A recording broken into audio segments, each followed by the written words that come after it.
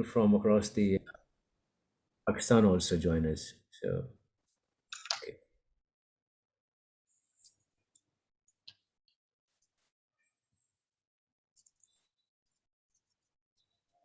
Okay. We are live now. All right. Thank you. So we can start. So good evening, all. My name is Ehsan, and I'm the Surgical Neuro-Oncology Fellow at the Khan University Hospital and member of Pakistan Society of Neuro-Oncology, PASNO. On behalf of PASNO, I welcome you all to this session. PASNO is organizing the Neuro-Oncology webinar series, NOWS, and each session in this webinar series will be an hour-long and held on alternate Saturdays.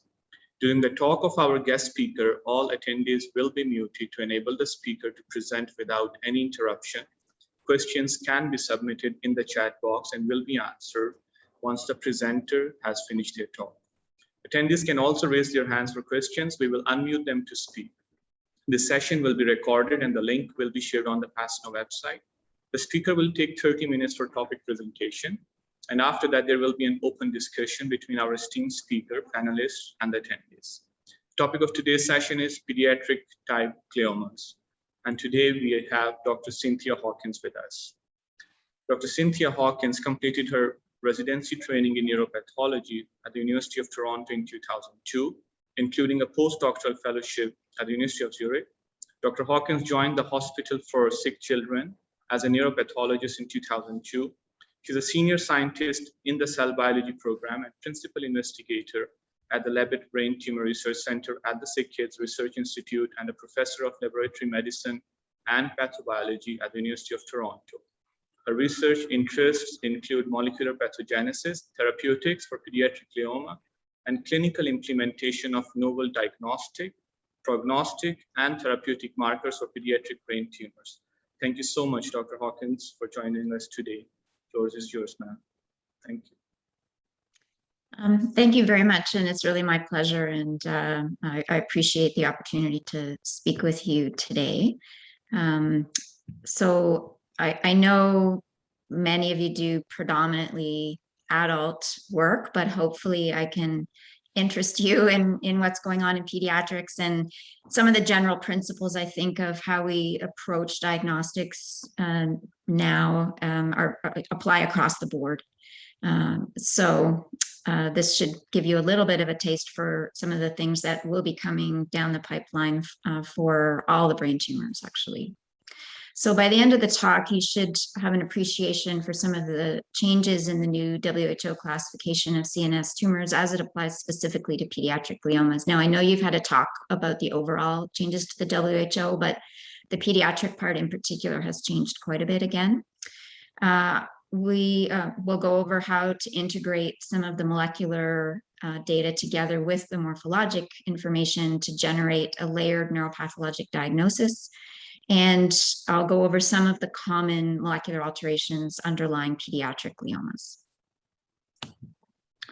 So what's new in 2021? So when we were working on the new WHO classification last year, we all expected that this was going to be published in 2021, although that's perhaps looking a little bit less likely at this point. So it may end up being the WHO 2022, but we'll still go as if it's 2021. So there's been another major restructuring of the diffuse gliomas, and I think the big difference is the incorporation now of distinct pediatric type versus adult type entities, and you may have been introduced to that in prior talks. And that was done for a very particular reason, and it's to get across the idea that so we use the pediatric type and adult type terminology because it's not to imply that only children can get pediatric type or only adults can get adult type diagnoses. They're of course enriched in those age groups, but that if you do have an adult patient that ends up with a pediatric type diffuse glioma, the outcome and treatment should be quite different. And it's to make it very clear when you receive that diagnosis from the pathologist that that's not a radiation alkylating agent type approach. There has also been the addition of more molecularly defined entities than what you would have seen in the update that occurred in 2016. And I won't go through these, but there has also been a major restructuring of the ependymomas, and that was to recognize the distinct location-based and molecular entities that have been discovered there. Addition of many more molecularly defined embryonal tumors. And this is really particularly relevant to the adults, but we're trying to move away from assigning a grade based specifically on the entity name. The grading will now be based within the entity. So you'll start to see, instead of something called a diffuse astrocytoma or an anaplastic or a GBM, if it's an IDH mutant astrocytoma, it will then be graded 2, 3, or 4, depending on morphology and molecular characteristics. So the term glioblastoma will now really be reserved for IDH wild type tumors. So this is what the classification of gliomas is going to look like, and depending on the size of your screen here, this may be small, but just to give you an idea of how this is split out. So as I mentioned, there's adult type diffuse gliomas and pediatric type. And the pediatric type are divided into diffuse low grade and diffuse high grade gliomas. The categories that were there previously, the circumscribed astrocytic gliomas and the glioneuronal and neuronal tumors, are still there, but there's been a few entities added, and I've just highlighted those in red. So I'm going to start with the high grade gliomas.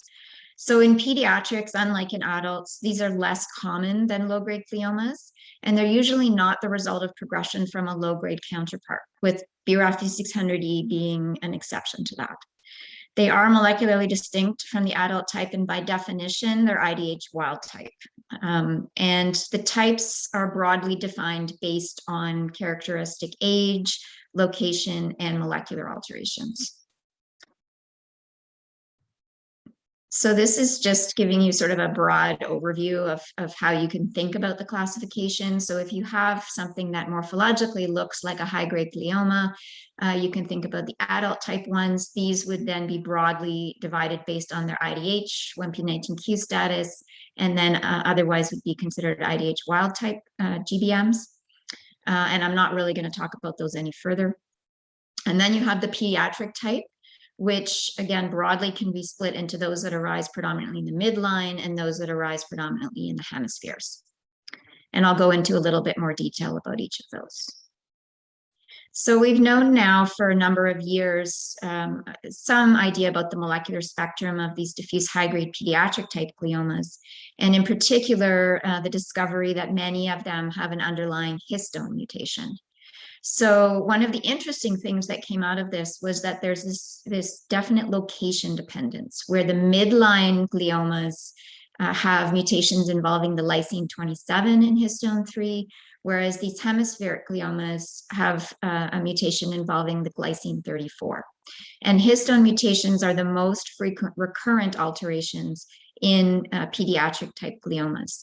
And I say pediatric type, and I'll highlight this, but as we look more and more for these alterations, we see that, in fact, although, for example, the K27M mutation was first recognized because it's so prevalent in DIPG or pontine gliomas, it's actually found throughout the midline, and certainly many adults will have mutations in histone genes.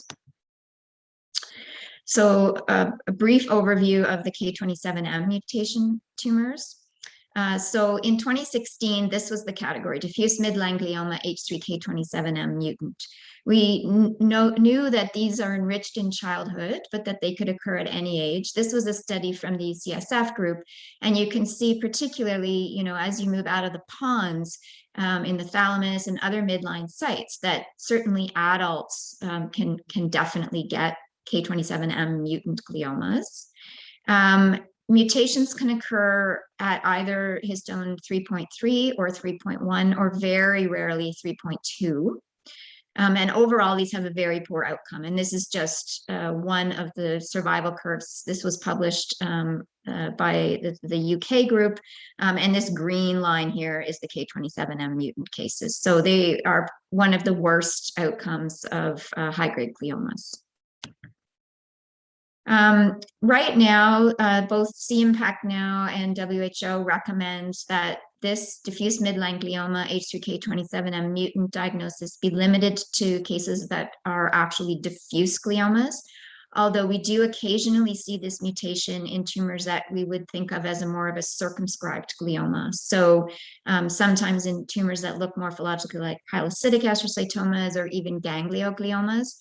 So this term should not be used for those tumors, but I think it's important to recognize that they actually still do quite poorly. So if you find that mutation in a ganglioglioma or in a pilocytic, the outcome is slightly better than if you found it in a diffuse high-grade glioma, but it's still not good. So there's been a couple of studies. This is from the Michigan group, published in Acta Neuropathologica. This is our data. So it's probably pretty small on your screen, but this purple line here is the K27M mutant low-grade gliomas.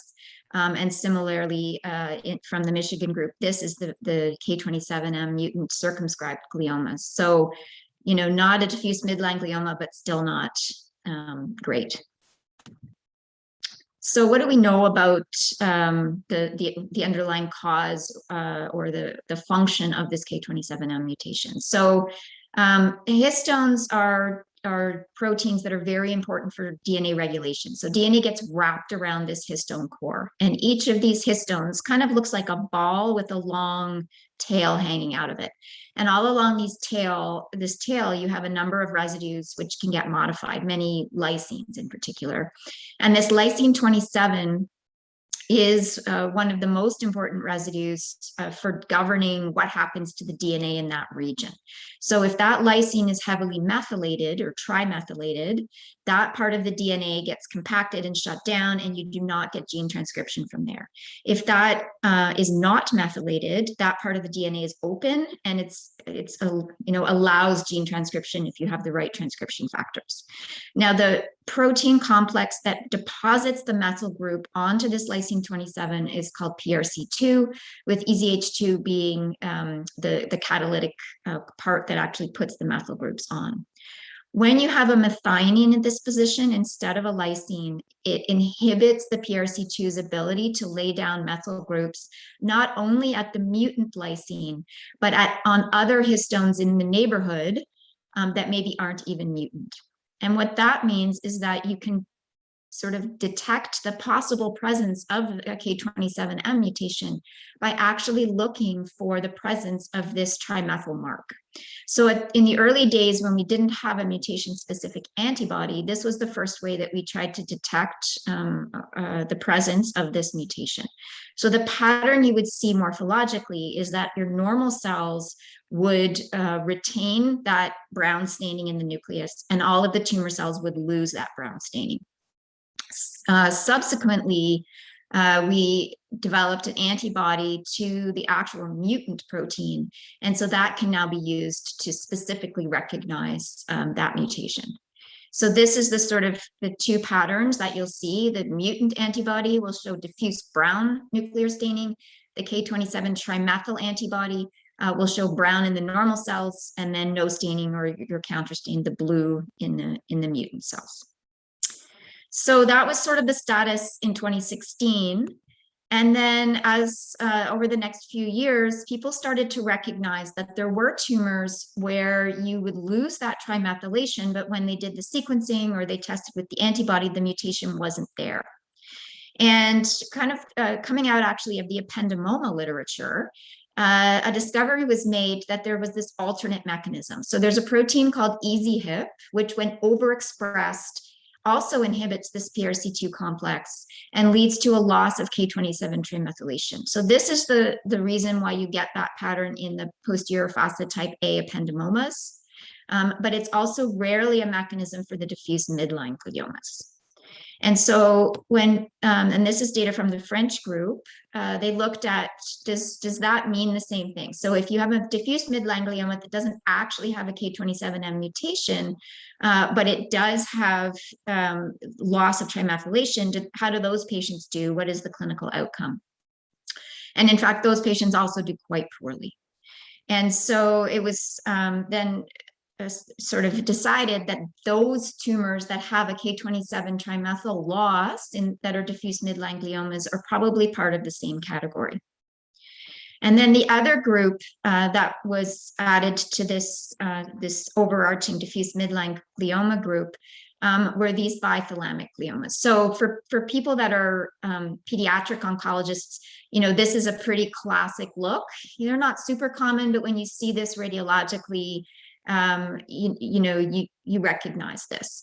And for many years, so once we discovered the K27M mutation, and people assumed that bithalamic gliomas would also have K27M mutations, but when people started doing the sequencing, that in fact wasn't the case, interestingly. So rarely they do, but much more frequently they're actually wild type for that mutation.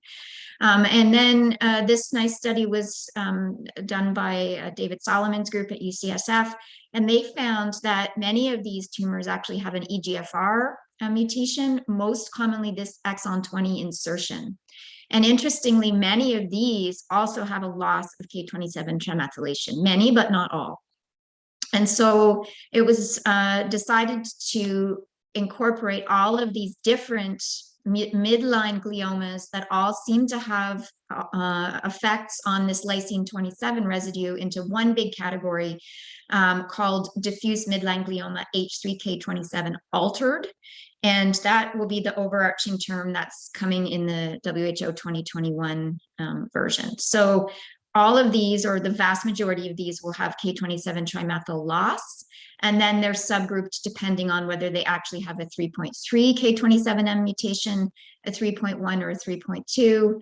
They have an EGFR mutation without the K27M, or they're this rare group with this EZ-HIP overexpression. Okay, so that's the midline gliomas, and I'll now talk briefly about the hemispheric ones. So the hemispheric ones, again, can be broadly thought of as those that predominantly affect the adolescent and young adult population, those that are predominantly occurring during childhood, and then those that occur in infants. So I'll start with the G34 mutant, which really is an adolescent young adult disease. So these tumors are actually much rarer than the K27M mutation, and we have a large series now that we're looking at this AYA population. And the G34 mutants account for maybe only 1 or 2% of tumors in overall high-grade gliomas, but they're certainly quite distinct and important to recognize. So these G34 mutations are highly associated with mutations in TP53 and ATRX, very similar actually to IDH. And then many of them will also have a PDGFR alpha mutation. And sometimes that's important to recognize if you have the ability to target that therapeutically, for example. Unlike the K27M mutants, these actually usually are MGMT methylated. They have quite a poor outcome, although not quite as bad as the K27M mutant cases. For the pathologists, morphologically, these usually do look like what we would have originally thought of as anaplastic astrocytomas or a GBM type features. They usually have a lot of secondary structures because they're so diffusely infiltrative. About 25% of the time, they actually will look like embryonal or peanut type tumors. And that's important to recognize because if you see an adolescent or a young adult with a tumor that you think looks like a peanut, it probably isn't a peanut. It's very, very rare for those patients to get those tumors. And this is one of the sort of mimickers of that. And so it's something to consider. And then very rarely they'll have this ganglion cell differentiation. And this may be too small to see depending on the size of your screen, but some of these will actually have quite overt ganglion cell differentiation. And this ability to differentiate quite well along neuronal lines may have to do with the cell of origin being a more differentiated or interneuron population. This is the classic immunoprofile for these tumors. So characteristically, they have a loss of OLIG2 staining, which is one of the immunohistochemical stains that stains most other gliomas. They usually have GFAP, but not always. So they don't always have like very strong glial differentiation. And then they will be diffusely immunopositive for P53. They lose ATRX. So again, this is a pattern very similar to what IDH mutant astrocytomas would look like. And there is an antibody for this G34R mutation, which again would show diffuse nuclear positivity. So what about the rest of these childhood high-grade gliomas, and how are they distinct from adult GBMs? So they actually can have a whole spectrum of different alterations. Some of them are BRAF V600E. Some of them will have MYC-N amplification. Some of them have receptor tyrosine kinase mutations and amplifications. Occasionally it's EGFR like we see in adults, but more frequently it's PDGFR alpha, for example. And then, of course, there's the big group that have mismatch repair associated. And, again, these are important to recognize because it has important therapeutic implications, and these are the patients that may benefit from immunotherapy. So just to summarize some key take-home points then, the G34R tumors are usually high-grade gliomas or have a PNET-like histology. They're hemispheric in location. They're usually in the adolescent young adult population, and their prognosis is slightly better than the K27M with a median survival of about 18 months. The K27M mutant tumors can have a broad range of histologies, including something that looks like a diffuse low-grade astrocytoma up to anaplastic or GBM. In some cases, pilocytics or gangliogliomas or even ependymomas can have this mutation, but the diffuse midline gliomas should be restricted to the patients that actually have diffuse astrocytic morphology. These are midline in location. They're enriched in children, but can occur at any age. They have a very poor prognosis if they have this diffuse high-grade histology with a median survival of only 10 to 12 months.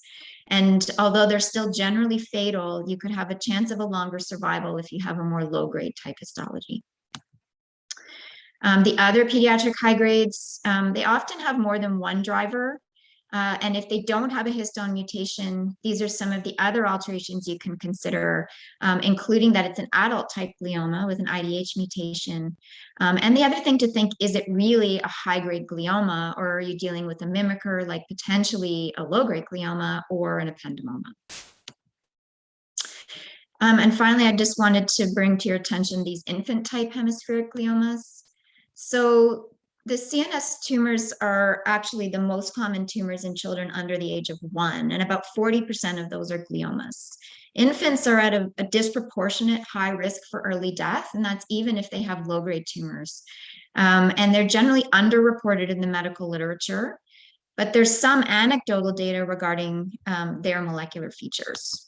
And so Dr. Ori Tavori and I put together a large international cohort of patients to try to understand a little bit better what was the molecular drivers underlying infant gliomas. We collected 171 gliomas from 150 infants less than a year of age, and these were diagnosed over a 20-year period. And then we collected the clinical and outcome data on these patients and did molecular characterization. So this has been published if you want to look in more detail.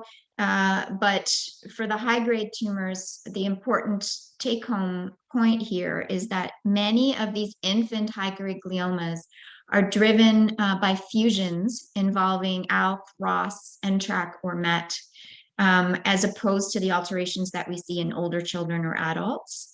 And these patients, and these are the patients in red here. So patients that have high-grade gliomas that have these receptor tyrosine kinase fusions, you can see the long-term survival for these patients is well over 50%. So if you think about that in comparison to a high-grade glioma in a child or an adult, where the curve kind of looks like this, or maybe even more steep than that, these infants actually have a decent chance of a long-term survival. And you can see based on the shape of this curve that if they make it past that first few years, many of the deaths are very early because they get these huge tumors and they bleed a lot during surgery. If you make it past that point, your chances of long-term survival are actually quite good. And if you can recognize these fusions, then these patients may actually benefit from having less aggressive surgeries and having a targeted therapeutic for a while until they can get old enough that the surgery becomes less dangerous. So, I think that these tumors, the role for targeted inhibitors is starting to become more clear, and that may really change the way we approach these patients in the future. So I'm just going to show a couple of slides about low-grade gliomas, and then I'll finish up and we can take questions. The low-grade gliomas is actually a very broad category of tumors, and it's quite a complicated number of diagnoses with quite complicated and overlapping molecular features. Unlike in adults, these are actually the most common tumors that we see in children, so they're more frequent than the low-grade gliomas. As I mentioned, they're histologically quite diverse. They can occur anywhere in the central nervous system. And they're now categorized under one of three broad categories. So the pediatric-type diffuse low-grade gliomas, the circumscribed astrocytic gliomas, or the glioneuronal and neuronal tumors. And that's based on their morphologic features. And again, importantly, it's critical to distinguish these from the so-called lower grade gliomas that we think about in adults, or the IDH mutant ones. The behavior and the therapeutic approach is quite different. So, just some general things. So we know for many years, of course, there's like the histologic diversity here, and now we're also beginning to understand the molecular diversity. And it raises some really important questions around, what's the most important thing, or which is going to tell us more about the behavior, the molecular or the histology.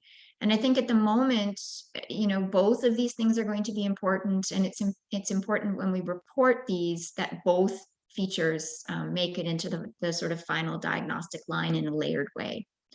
The second important thing is, when do you really need to have molecular? Do you need to do this in every low-grade glioma? Probably not. But when would it be key to have that information? And if I do have that information, what does it actually mean? So this is just a table showing you some of the low-grade gliomas in the new classification that have very highly associated alterations, some of which are actually required to make the underlying diagnosis. Most of the ones where it's required, the molecular alterations in the name. So for example, these diffuse astrocytomas with MIB or MIB-L1, or the astroblastomas with MN1 alterations. For the other ones, it's not strictly required, but the alterations are quite highly associated. So this is data from a study that we did at SickKids, and this was based on 1,000 low-grade glioma patients in the pediatric age group. And this is just to sort of show you how the molecular and the morphologies overlap. So if we take pilocytic astrocytoma, for example, you can see that the majority of them actually have a KI1549 BRAF fusion, but not all of them. Some of them will have other alterations, including point mutations in BRAF, other RAS-MAP kinase pathway alterations, sometimes FGFR1. And so there isn't exactly a one-to-one relationship between this molecular and this histology. Similarly, if we start over on the fusion side here, you can see that while most BRAF fused tumors have a pilocytic morphology, some of them actually look like other things. So, for me, the best approach is this kind of what I call mix and match approach, where we report both the histology and the molecular, and then that will give us the most information to help us in terms of what's going to happen to the patient and what would be the best therapeutic approach. So do I really need to do molecular testing for low-grade gliomas? So I think for morphologically classic entities with a gross total resection, the histology alone is probably sufficient. So for example, a posterior fossa pilocytic astrocytoma, the surgeon has removed the entire tumor. Those patients are just going to be followed. You probably don't need to absolutely prove that it has a BRAF fusion. But some situations where the molecular characterization might be helpful would be where consideration is being given to radiation, and you might want further prognostic guidance before you go down that road. Sometimes it's a very small biopsy, so it's a midline tumor. It's not possible to get a gross total or even a subtotal resection. And you're not really sure morphologically if it's a low-grade or a high-grade glioma because you just don't have enough tissue. Then the molecular can help. If it has a K27M mutation, it's probably going to behave like a high-grade. If it has a BRAF fusion, you may be able to be, a little more wait and watch, or start with a chemotherapy approach. The other situation would be a growing, incompletely resected lesion where there's a potential for targeted therapeutics. And you might want to know, is there an alteration here that we could, potentially target, like with a MEK inhibitor, or if it's BRAF V600E with a BRAF V600E targeted agent. So this is just some data from our cohort showing some of the differences between the different molecular alterations and progression-free survival or overall survival. So the green line is patients with NF1. The blue line is patients with a BRAF fusion. Red is BRAF V600E, and purple is K27M. And these patients all had morphologic low-grade gliomas. So you can see that depending on which molecular alteration they had, impacts quite a bit what their chances are of having progressive disease and of dying of their disease. And so having this information does add extra help in terms of determining prognosis versus just looking at the morphology alone. Similarly, the response to standard chemotherapy varies depending on the molecular alteration. So patients with a BRAF fusion or with underlying NF1 are much more likely to respond to standard chemotherapy approaches than patients with BRAF V600E or BRAF wild-type patients. However, if we look at their response to targeted chemotherapy, and this is showing a study that we did looking at BRAF V600E mutant low-grade gliomas, and these are waterfall plots. So the patients with the bar above the line, then their tumor grew on therapy, and if it's below the line, it shrunk on therapy, with the orange ones being patients that had more than 25% objective response at 6 months. So you can see that the objective response rate for BRAF V600E patients, if we use a targeted therapeutic, is substantially better than for patients where we use standard chemotherapy approach. So what is our approach to molecular testing in pediatric low-grade gliomas? It's important to remember that many of these molecular alterations can actually be found using immunohistochemistry for BRAF V600E, for example, or FISH, so that you can develop a FISH test to find the BRAF fusions. And that about 2/3 of the alterations that we see in pediatric low-grade gliomas are actually either a BRAF fusion or a BRAF V600E. So if you can test for these two things, you can already find the alterations in about 2/3 of the cases. And it would only be after that that you might have to go into a more expensive NGS type test. So this is the way we approach it at SickKids. Our low-grade gliomas would be tested with immunohistochemistry for BRAF V600E. If that's positive, then we do look for CDKN2A deletion, because this also has important prognostic information. And if it's a midline case, we do look for the K27M. If it's negative for V600E, we will look for the BRAF fusion, usually using our nanostring panel, because that's cheaper and faster than doing an NGS-based test. Or if we don't have a lot of tissue, or it's an old case, for example, we do also have a FISH-based approach for that. If both of these are negative, that's when we would go down the route of either, if it's an older child, thinking about IDH or maybe a K27M, or move on to our NGS-based approaches to pick up some of the rarer alterations involving FGFR, PDGFR alpha, RAS, and so on. Okay, so I hope I've given you a little bit of an overview of some of the changes that are coming down the line for the pediatric gliomas. A little bit of an understanding of how we might integrate molecular and morphologic data, and why it is important to look at both pieces of information to tell us the most about how to treat our patients, and showing you some of the more common alterations that are underlying pediatric brain tumors. And I'm happy to take any questions. Thank you, Dr. Hawkins, for such an excellent talk. I will request Dr. Juma if he wants to give a few comments. Thanks, Hassan. Cynthia, thank you so much for that talk. It was really very good. A lot of these things we hear from your protege, Noreen, quite regularly, but it's nice to have it together in a formal talk. And, you know, it kind of takes me back.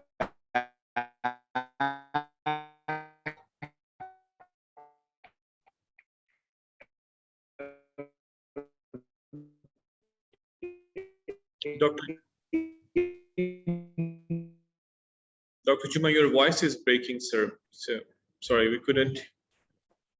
Oh.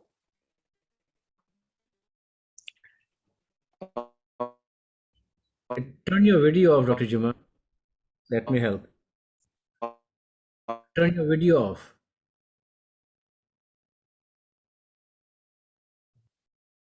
Okay, we can proceed. So, Dr. Athar, you can add, if meanwhile, please. Arthur, Uh, Arthur, can you hear me? Yes, yes, we can hear you now. Yes, keep your video off. So go ahead. You were Yeah, okay. talking So Cynthia, how. I was just saying that the interesting thing for me is how all through one's career you see one child with a tumor that's done very poorly, and then 2 months later, 3 months later, you see another child, same thing, and they've done so well. And you always said, so what's the difference? What's the difference? There must be a difference. And we kept going back to the morphology, and the answer wasn't there. And so now things are much clearer, and the clarity that this has brought to the oncology domain is really quite staggering. And I think that we've still got a lot of more information to come, so that you can imagine that the next generation of neuro-oncologists and neurosurgeons will have a much better understanding. The question I wanted to ask you, Cynthia, was, so I was particularly interested in the infants under 1, and if that's an area that you worked a lot in, then you'll see that the first large series of 100 children under the age of 1, when I was at Great Ormond Street in the UK, I put together. So it's something that I always look out for. And in that series, the number of children with gliomas was actually not that large compared to things. And there were a lot of these people that had medulloblastomas, or they had teratomas. And so is the information, the molecular information, available to the non-low-grade glioma or non-gliomatous tumors in infants? Yeah, so Cynthia, there and are. thank you again. Yeah, no, so yes, there are other studies. So Annie Huang at SickKids does a lot of work on the infant embryonal tumor group. So the ATRTs, the ETMRs, some of the infant medulloblastomas. So those, definitely are also quite common, right? CNS tumors are more, the most common tumor in infants. Obviously, as you get older, then you get more leukemias, but in infants, they're much more likely to have brain tumors. The study I showed you was specifically looking at gliomas. We didn't include the embryonal tumor group, or the teratomas, for example. Right, thank you again, Cynthia. Lovely talk, enjoyed it. I'm going to watch it again, actually. Thank you. So Dr. Chauhan, do you want to add something, please, sir? So, Ehsan, just Yes, what I said. Okay, I am unmuted now. Yes, Dr. So, Chauhan. Sorry. Umar, go ahead. Yes. Dr. Hawkins, thank you so much for this very, very informative talk. I'm not a pediatric neurosurgeon, so forgive me for a very naive question. I have actually 2 questions, very short ones. Is there an entity within the pediatric glioma world where diagnosis is still made on a radiographic basis? Or now have we moved away and every tumor should be biopsied? So that's my first question. And second question is, when does the IDH status start to become important? At what age when you look at these gliomas? Right.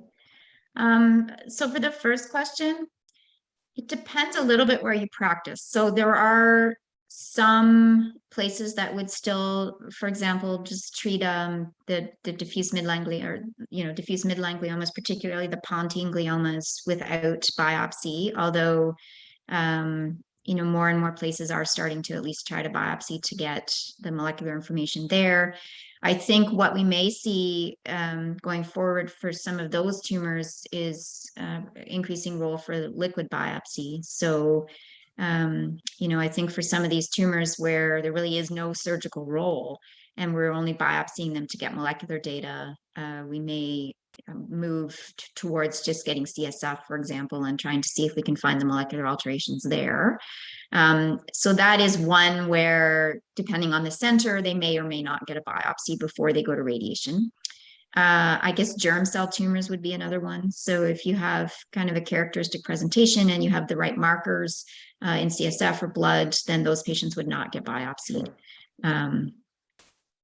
And NF1 would be another one. So an NF1 patient presenting with, a classic hypothalamic or optic pathway glioma may go to therapy without a biopsy.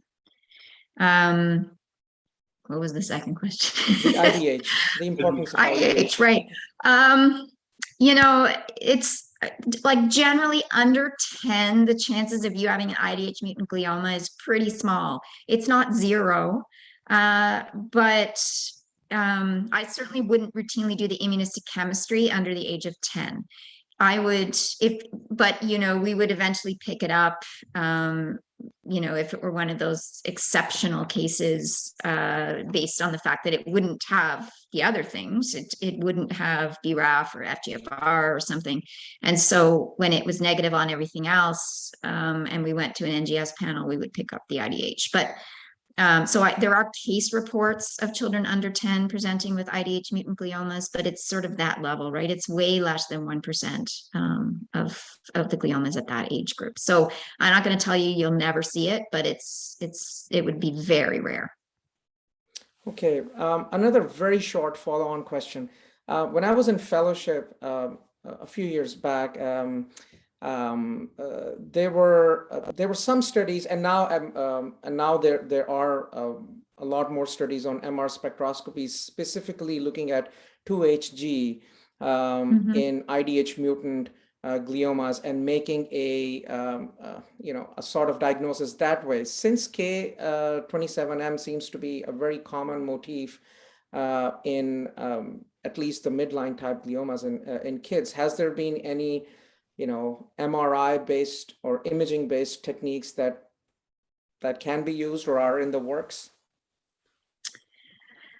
I think people have, tried to look for specific signatures, of the K27M, but I don't think the specificity goes a lot higher than just the location and the appearance, traditionally. If you see a diffuse glioma in the pons, the chances of it being K27M mutant is already pretty high. And so the other things that you may look for probably don't move the needle too much further in terms of that.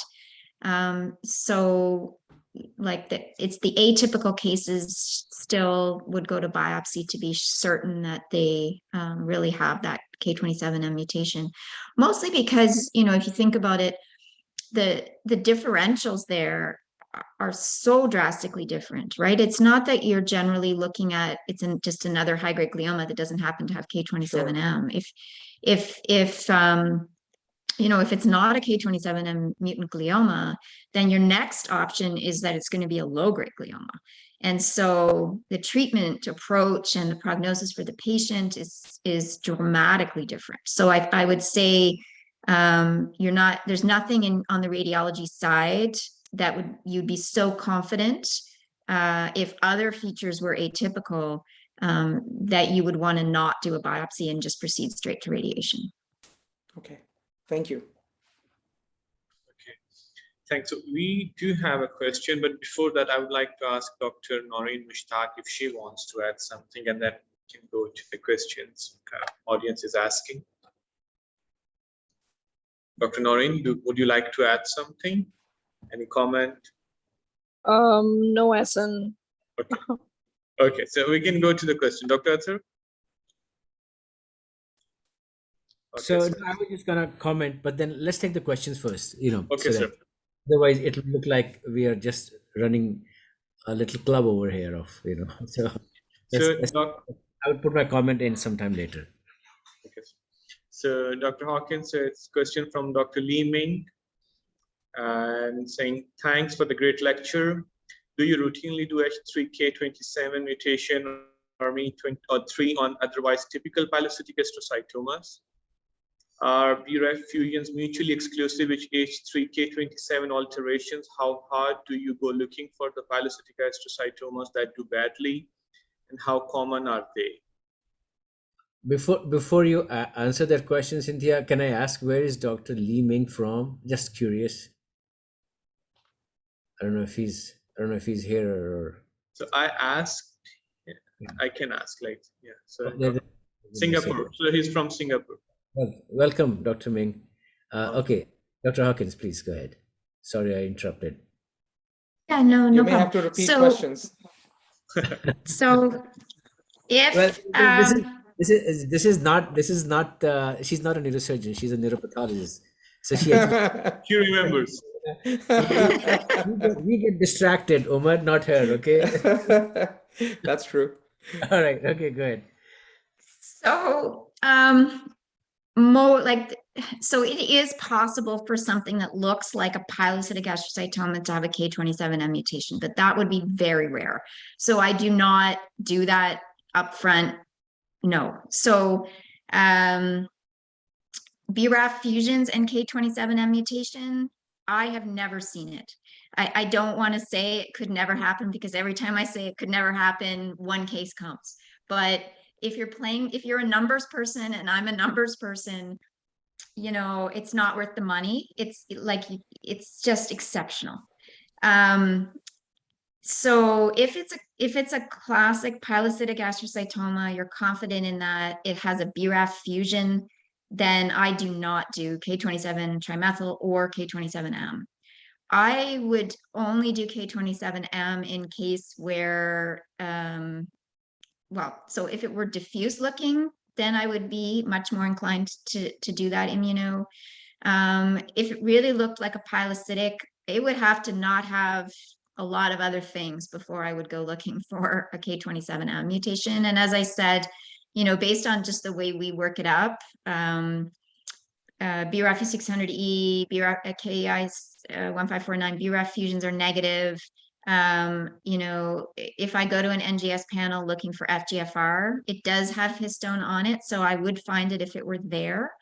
But you know, if you were being expedient and you didn't have access to all of these things, I do not think you need to test most of your pilocytics for K27M. No.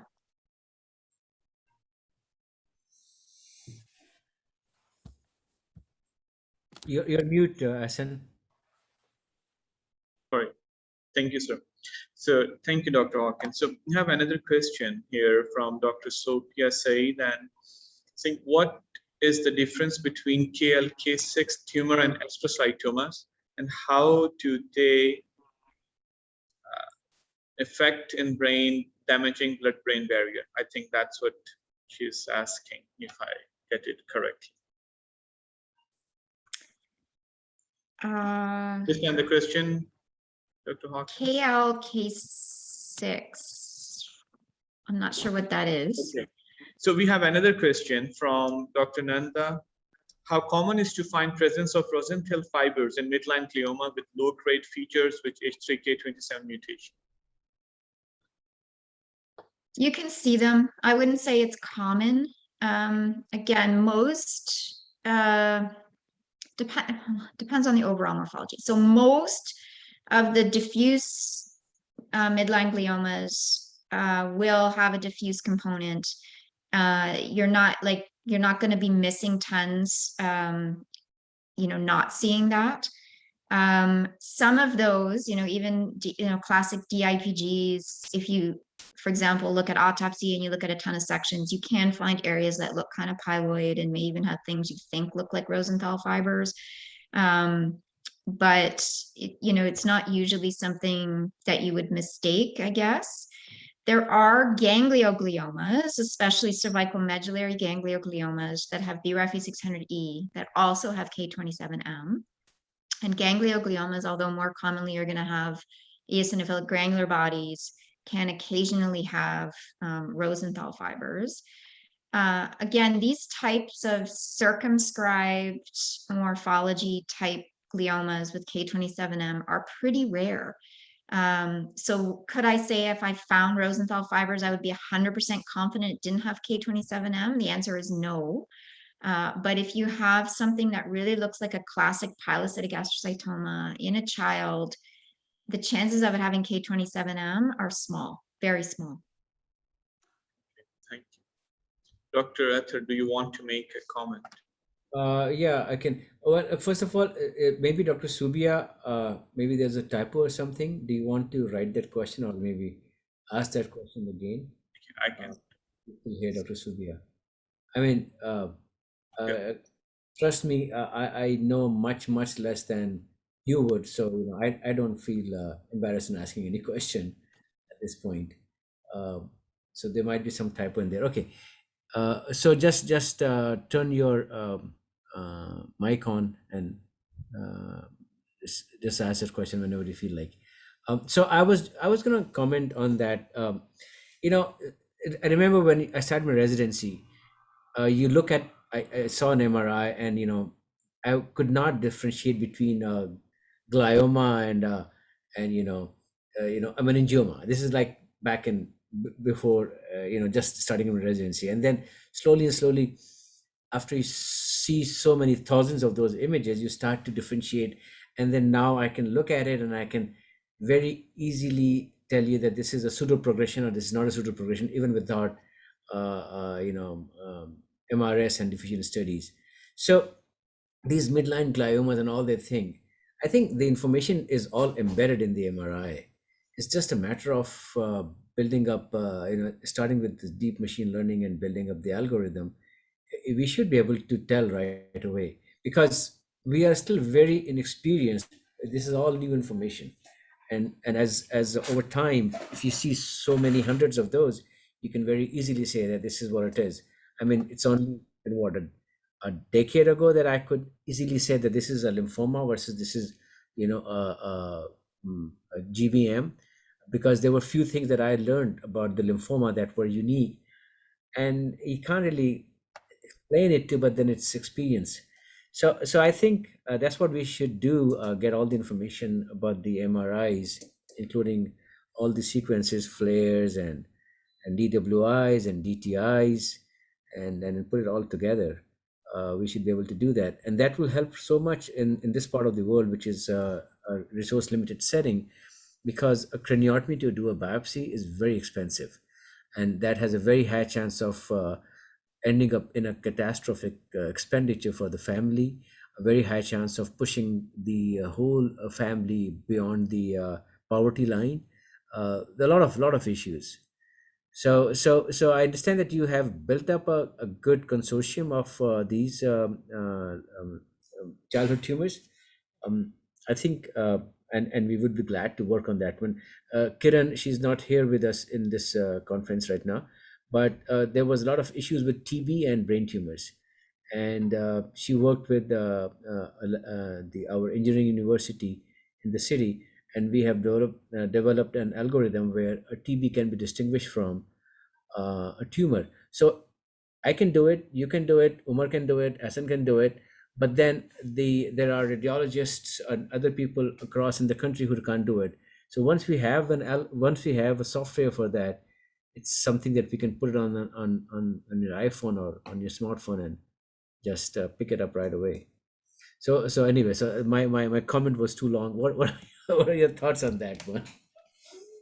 Yeah, I agree. I mean, it is one of the things that we're trying to work on at SickKids as well through our pediatric low-grade glioma task force, which is working with our radiologists to exactly do that, use machine learning approaches, do so-called radiogenomics. Are there features of these tumors that we may be able to tell from MRI that are suggestive of a particular type of molecular alteration? I think it will probably be able to get to the point where it's highly suggestive, but it's unlikely that it will get to like the 100% specificity point. I do think that the liquid biopsy has a lot of potential there. And you could envision, for example, that your radiology is giving you like a high pretest probability of a certain thing, but maybe you need to know, does it actually have BRAF V600E or does it have a BRAF fusion? Because that's going to dictate a different therapeutic approach. You don't want to do an expensive and dangerous surgery, but an LP may be something that's very affordable, for example, for a family to get. And if you could find that molecular feature, with a cost that's not a whole lot more than another MRI, then that may be, a very good ancillary test for again, places where there's issues just around cost of care and accessibility. Good. So I have another question. Can I ask that question, director and the moderator? Yes, sir. So direct. So, all right. So we're looking at the microRNAs, and I'm sure it's like everybody in the world is looking at the microRNAs. Are there any specific leads, any specific, because we have so many samples that are saved, and we are collecting serum samples also. That's the focus. So, any specific leads that we can scan our previous pathology slides for those particular microRNAs? So microRNAs, I think, are particularly promising with respect to like liquid biopsy approaches, because those RNAs can last a long time. They're small, they don't break down as quickly as full length RNA. But as far as I know, at least in the glioma space, people haven't tried those for liquid biopsy, or have done studies showing that the microRNAs are predictive of something, at least robustly or reproduced by other centers. Not to say that it's not the case, but I don't think there's a ton of literature on that. And then at least our experience has been for brain tumors that serum is not as sensitive as CSF for picking up these circulating tumor DNA, RNA, microRNAs, largely, I think, because blood-brain barrier means that other than in very high-grade gliomas, there's not that much that gets out of the central nervous system. The blood-brain barrier, yeah. But there any particular species of microRNA that you find interesting? Like microRNA 21, 210 is those are interesting in glioblastomas. Any particular species that you think are interesting? So for gliomas, not really. I mean, we've done a little bit of work on this with DIPG, looking at some microRNA species, but more patterns, I guess, not one specific one. Some other like small non-coding RNAs, like circular RNAs, have some interesting patterns as well in gliomas, and also have tend to be more robust for picking up out of non-tissue fluids. But no, I would say obviously the microRNAs play a much bigger role in the embryonal tumors like ETMRs. So Annie, for example, has done a lot of work on microRNAs because of the microRNA cluster in those tumors that gets amplified. So I would say they certainly play a big role in those tumors. In gliomas, it's less clear. Okay, great, thank you. There is one more question, sir. Okay, so Dr. Hawkins, so in WHO 2021 classification, pilocytic astrocytoma is still grade 1. Mm-hmm. Still the grade 1, right? Yes. So yes. that we can remember. I mean, every time, when I say you guys, I mean, pediatric neuro-oncologists come and give me a lecture. It's like, hey, I didn't remember that one. And, so I change a little couple of notch above, and then within a month, there's another lecture. So, but we will remember Hassan and Umar, the neurosurgeons, that pilocytic astrocytoma is grade 1. That is, we're not going to budge on that one. Okay. So I would ask the director, Dr. Machohan, to wrap up the session with your request. So it's time, already 1 hour. We had such an interesting session. Dr. Hawkins, please, your closing remarks. Thank you so much. This was very, very informative to all of us, and we thank you for spending your Saturday morning while you're visiting your family and giving us your time and very, very useful information. We hope to have you back in a few months for another series. Thank you so much. Well, thank you very much. It was my pleasure, and hopefully I will actually be able to visit you at some point, and it won't all be virtual. So thank you very much. Noreen and I would work on that one for sure. Thank you so much. Thank you. Thank you so much, Dr. Hawkins. Thank you for joining us. Thank you all for joining us. Bye. Bye-bye.